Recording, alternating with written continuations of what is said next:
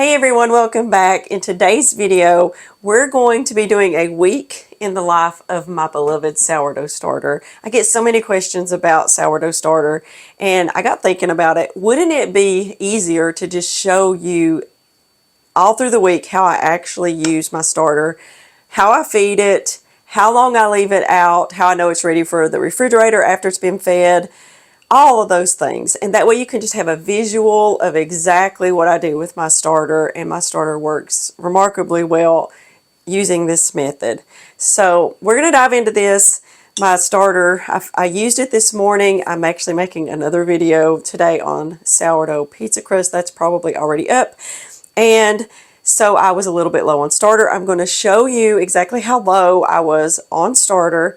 We're going to feed the starter, and I'm going to tell you exactly how long it was before it went into the refrigerator. I'm going to show you what it looked like before I went into the refrigerator.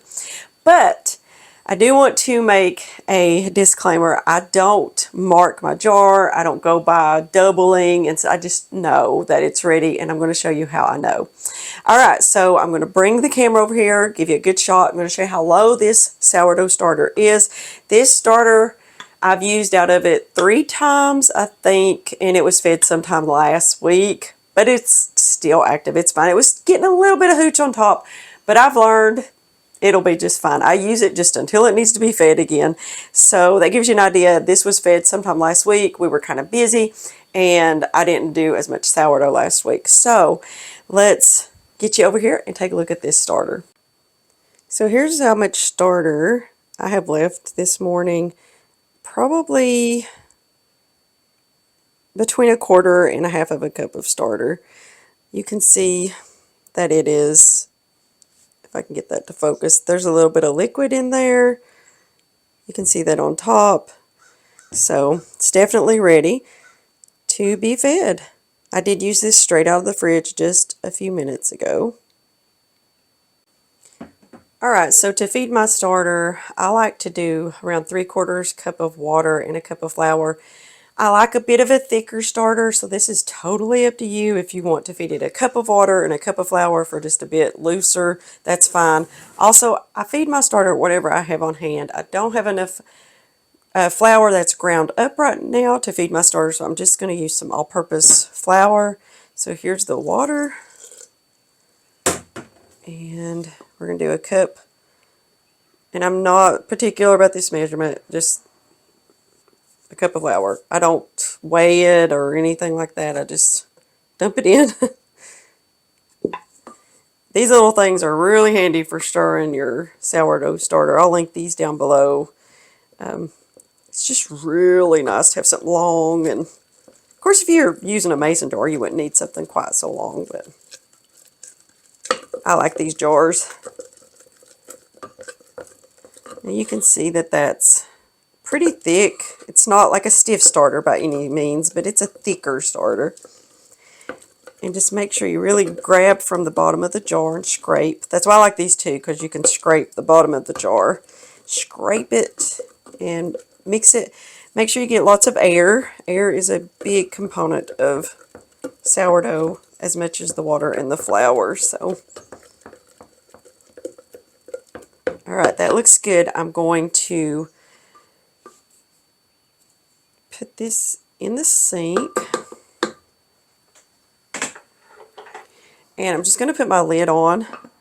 And because it is summer and we have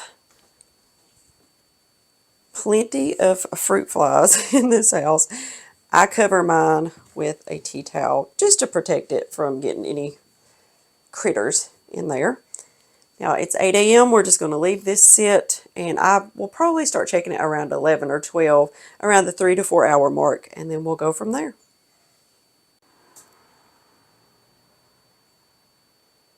Okay, here is my starter after 4.5 hours.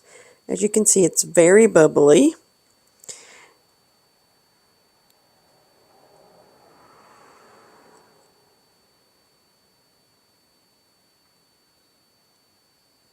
And it smells really good, so I feel like it's definitely time to put this in the refrigerator. You can actually see it bubbling some. I didn't measure it growing, but it looks like it's probably triple from what it was when I first fed it. So this is going in the fridge until I need to make a loaf of bread, which will be tomorrow. So I'm making bread this morning, and if you remember, I fed this starter yesterday, got it good and active, and put it in the fridge. I just literally took it out of the refrigerator, and I'm going to dip out for my loaf of bread, about a cup.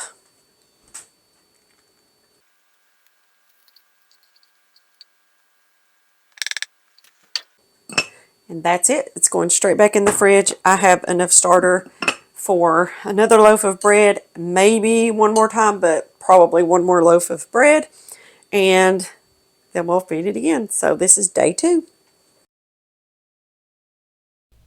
So I'm making another loaf of bread here. I fed my starter on Monday, and then I made a loaf of bread either Tuesday, I think Tuesday was the next day.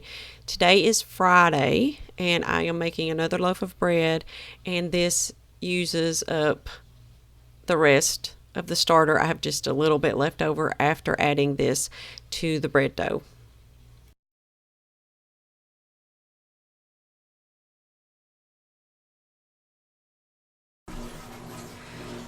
So in the next clip, I'm going to be feeding my starter, and I said in the clip that I was going to show you how much starter was left in the jar, and I fed the starter without thinking about getting the footage.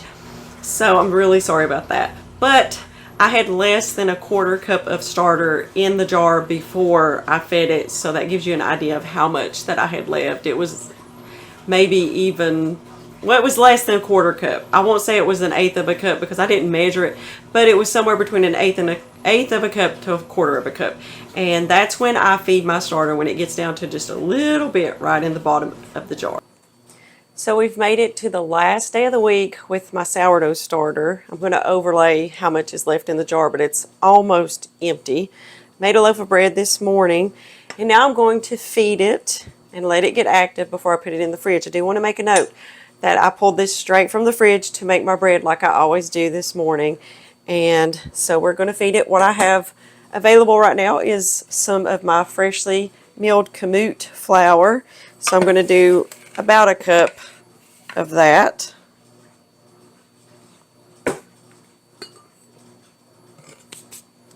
And 3/4 cup of filtered water.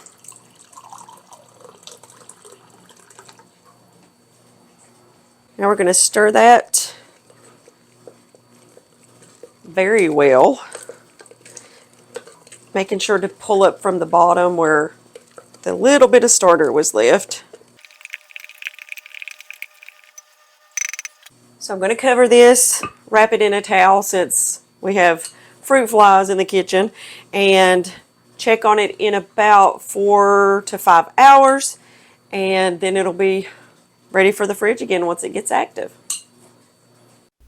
All right, this is about 4.5 hours later. As you can see, it is very active and bubbly. I find with freshly milled flour, it does tend to ferment a bit quicker. So this is going in the fridge.